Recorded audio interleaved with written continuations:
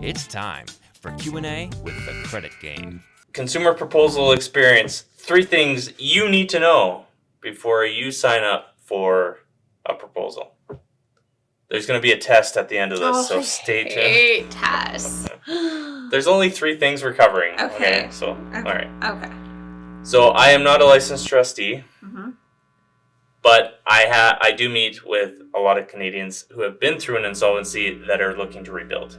So what we're going to go through are 3 things that you need to know about credit before you jump into a consumer proposal. Got it? Got it. 1, pull both Equifax and TransUnion reports and provide that to the trustee to make sure that there's no debt missed. And so where the problem comes, where I see is that there was, let's say, a collection that you didn't know about, or you owed something, but they haven't harassed you for a while, so it wasn't top of mind. There are ways to add that while you're in the proposal, but it's much easier if you know exactly who you owe before you go and meet with the trustee. Okay. Make sense? Yep. Okay. Then we get number 2.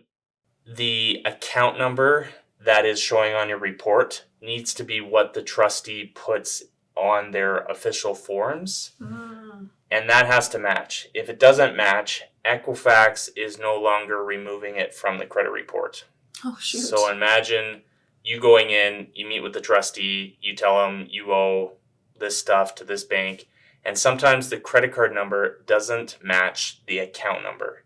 So some banks put different account numbers than what your credit card number is. And so you go through a proposal, you do all the payments, you do all the work, and then you find out that it wasn't included. Yeah, after 5 years, 6 years, now Equifax isn't removing it. So that becomes a huge problem. And Wait, sorry to interrupt. But they're just not removing it from the credit report? Or does that mean you still have to, that debt is still yours? Legally, it's not your debt. But if it's still on your credit report, then it doesn't matter what legally is, because it becomes a huge problem for you trying to rebuild your credit. So I would shake the camera if I had the energy. But this is huge.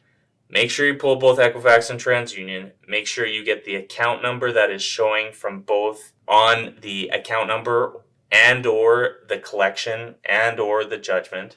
So make sure that whatever is showing on the report, that's the number that the trustee is using.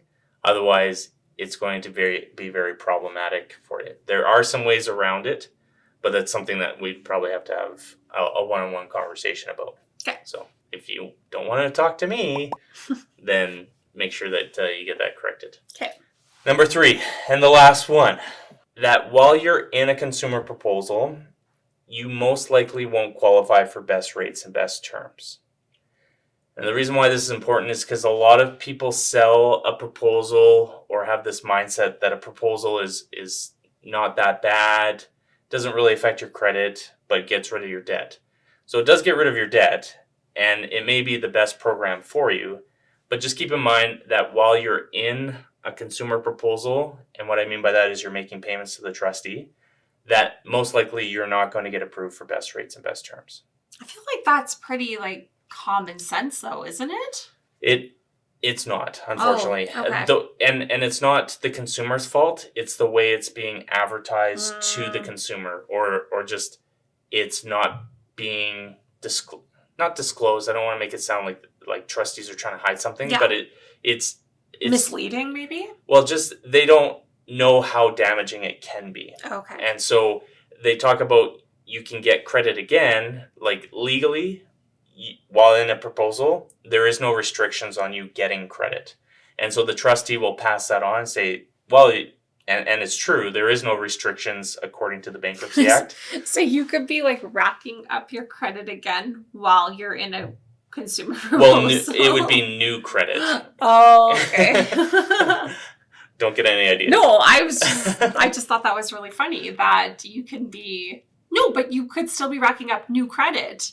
Well, yeah, technically. So legally you can. Yeah. There's nothing stopping you in as part of the trustee side. And so they'll tell the client that. but the client is interpreting it as, oh, it's time to go. That there is no challenge of getting credit again. And that's not true. So it is difficult. And while you're making the payments, it will continue to be difficult. Once you've completed your proposal, then you can start rebuilding. And we have videos that go through that. So the test. Oh, gosh. Before you I was go like completely to falling sleep. This one. Wait. Yeah. Mm-hmm. So, number one.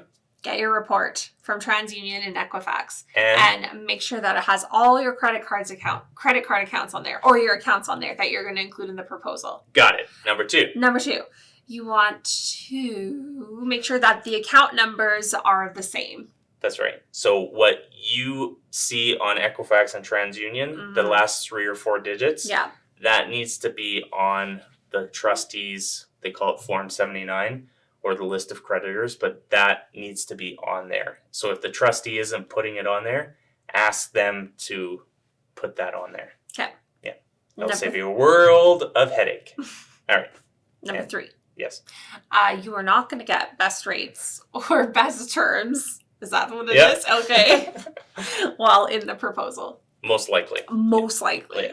There's exceptions, but most likely you're not going to get best rates for any new credit that you're applying for. So plan for that, get emergency funds, just know that it's going to be tough.